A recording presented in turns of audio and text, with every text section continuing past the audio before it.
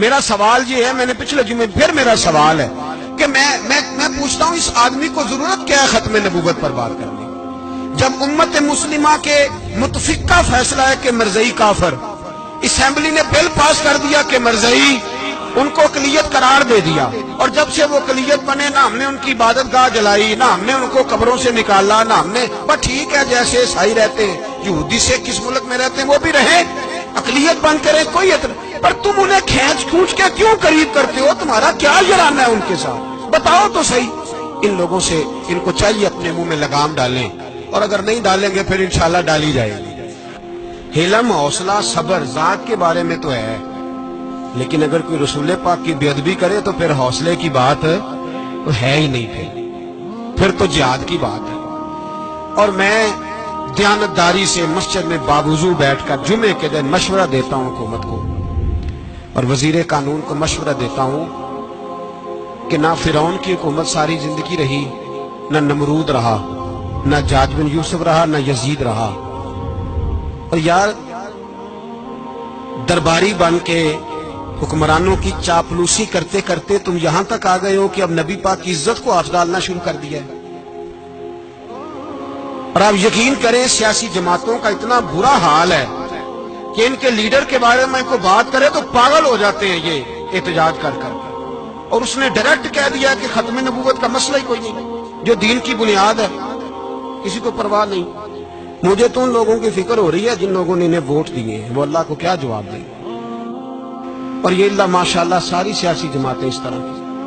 اور میرا وزیر قانون صاحب کو بھی مشورہ ہے کہ زندگی بڑی تھوڑی ہے، بڑی تھوڑی، اللہ سب کو معاف کرتا ہے، اپنے رسول کے غداروں کو معاف نہیں کرتا۔ شرم کرو اور اپنی قبر کی بھی تھوڑی سی فکر کرو۔ بتاؤ پاکستان کے کتنے صدر گزرے، وزیر اعظم گزرے، تو ان کی قبریں کہاں ہیں؟ کوئی جاتا ہے ان کی قبروں پہ؟ کسی کو خبر ہے؟ کیوں اپنے لیے جہنم کٹھی کرتے؟ سارا کچھ دنیا داری رہ گئی ہے، سارا کچھ صرف یہی رہ گیا۔ حضرت ابو بکر سردار تھے، حضرت عمر سردار تھے قبیلے، حضرت عثمان سردار تھے، انہوں نے سرداریوں کو ٹھوکر مار کے رسول اللہ کے قدموں میں بیٹھنا پسند کی، سرداریاں چھوڑ کے غلام بن گئے۔ تم سرداریاں بچانے کے لیے رسول اللہ کی غداری کرتے ہو، شرم نہیں آتی؟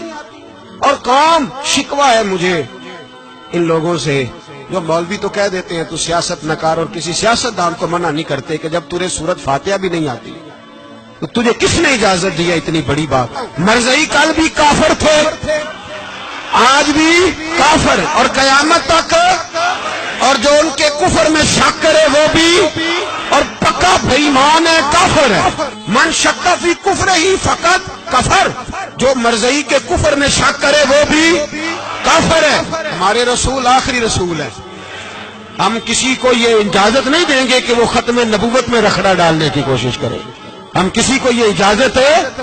اور تم نے قوم کو لوٹا، لوٹتے رہو، اب ایمان پہ ڈاکے تو نہ ڈالو۔ تمہیں دولت لوٹ کے پیٹ نہیں بھرا، اب ایمان لوٹنا شروع کر لیا ہے۔